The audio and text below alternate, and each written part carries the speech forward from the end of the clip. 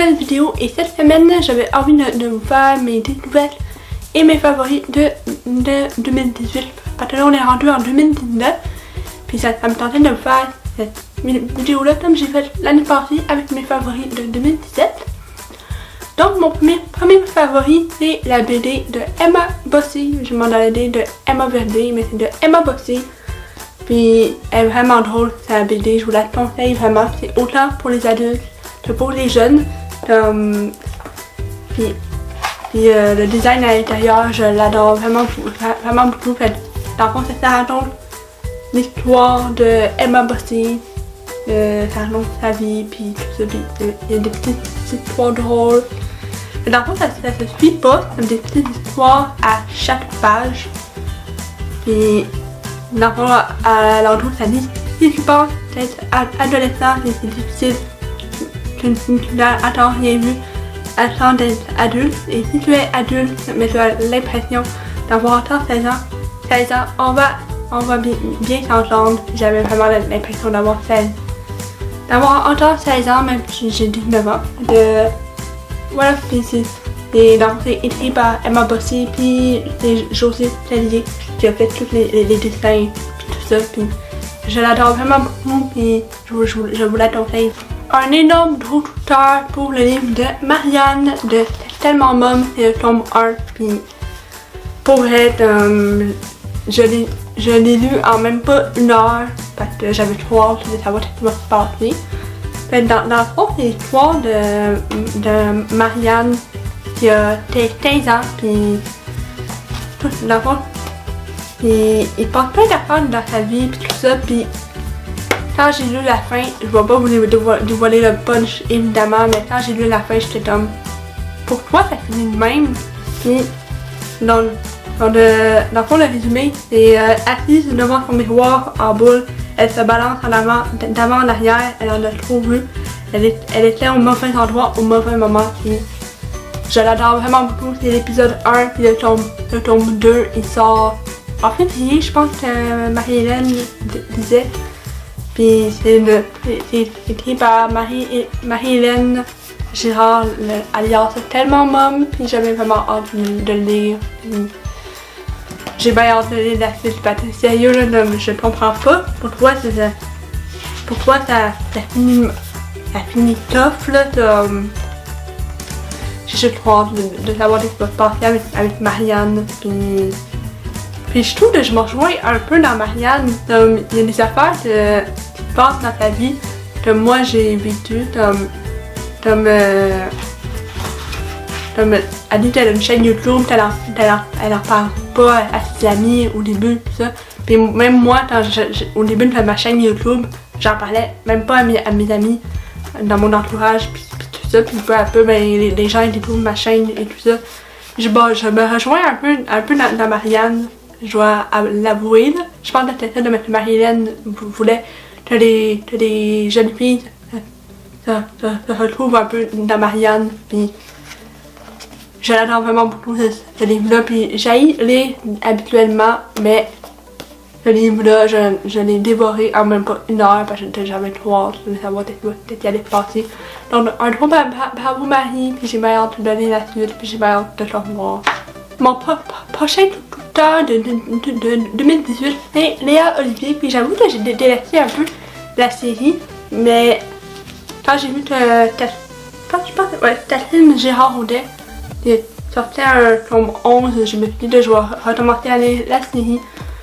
Puis j'ai toute la série chez nous, puis là j'étais rendue au tome 9, mais j'avais lu la série à la bibliothèque de mon école, puis je me souvenais plus de ce qui passait dans les livres et tout ça, mais j'ai dû recommencer. Puis là je suis rendue à la fin du tome 3.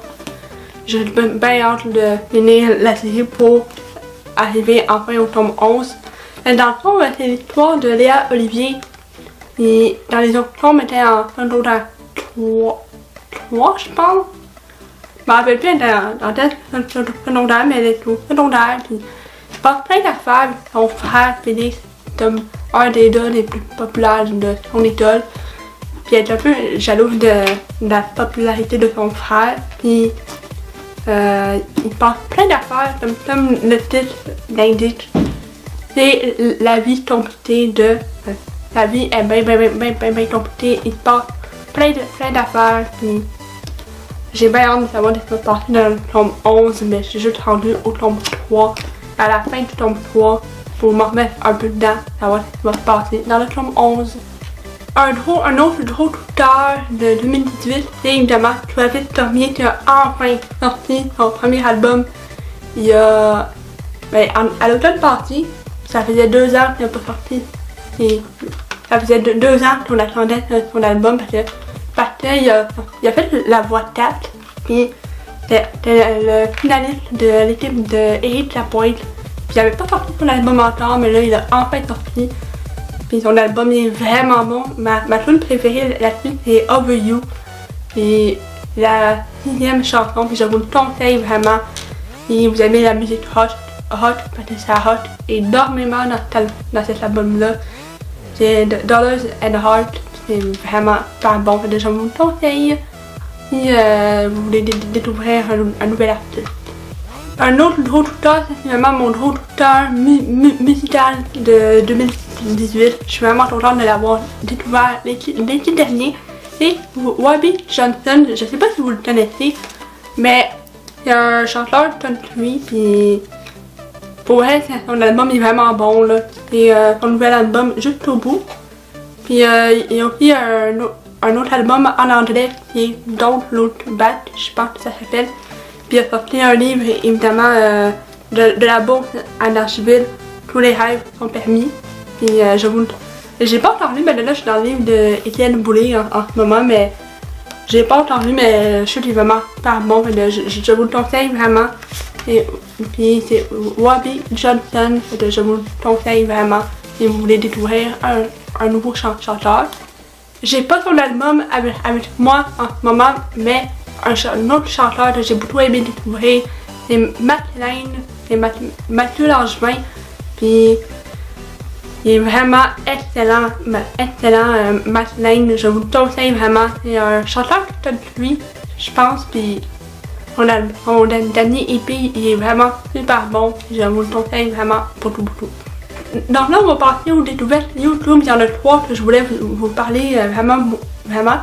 Le premier, c'est Carl is Shooting. Puis Carl is Shooting, c'est un YouTuber qui fait beaucoup de parties. Il fait évidemment des DIY, il aime des challenges, il aime plein d'affaires, puis il ramène tout ça à la partie. Puis les recettes sont toujours très gourmandes. Puis je l'adore vraiment beaucoup, je suis très contente de l'avoir découvert l'an dernier. Je m'excuse, tantôt j'ai parlé vite parce qu'il fallait que je change ma carte mémoire parce qu'elle était pleine, elle était juste 5 secondes. Là on est rendu à mon deuxième YouTuber que je voulais vous présenter, et c'est Denizy. Moi je vous la connaissez, c'est une YouTubeuse humoristique, puis elle me fait tellement rire dans ses vidéos. Puis sérieusement là, je vous conseille vraiment d'aller écouter ces vidéos, puis toutes les chaînes que je vous présente dans cette vidéo vont être dans la barre de description. Puis pour vrai, comme ces vidéos me font mourir de rire à chaque fois. D'abord elle vient de la France, mais elle vit au Québec depuis plusieurs années, et elle fait tout le temps des vidéos qui comparent le Québec et la France, mais version humoristique. Les vidéos sont super drôles, je vous la conseille vraiment si vous voulez découvrir des nouveaux youtubeurs. Et finalement, le dernier youtubeur que j'ai à vous présenter, c'est Isaac de la chaîne Ubi. Pour vrai, les vidéos me font mourir de rire à chaque fois. J'adore vraiment beaucoup. J'ai découvert à la fin de 2018. Je suis bien contente d'avoir découvert parce que Isaac il fait plein de challenges. Il fait surtout des challenges, comme il fait des 24 heures challenge, comme manger 24 heures pendant 24 heures de McDo. Il a fait aussi 24 heures sur un gonflable licorne dans sa piscine. plein d'affaires de ce genre-là. Il fait aussi des DIY. Il fait aussi... Il y a aussi une chaîne de vlog avec Carl, de la chaîne Carl Teen. Et puis, il a fait aussi le Yes Man Challenge j'adore vraiment beaucoup. Donc voilà, c'est les 3 chaînes de voix dans la barre de description. Alors j'espère que vous avez aimé la vidéo. Si c'est le cas, faites un thumbs up, abonnez-vous à moi si ce n'est pas encore fait. Et on va se retrouver très bientôt pour une nouvelle vidéo. Bye! Y'a rien de plus important que l'amour qui nous rassemble.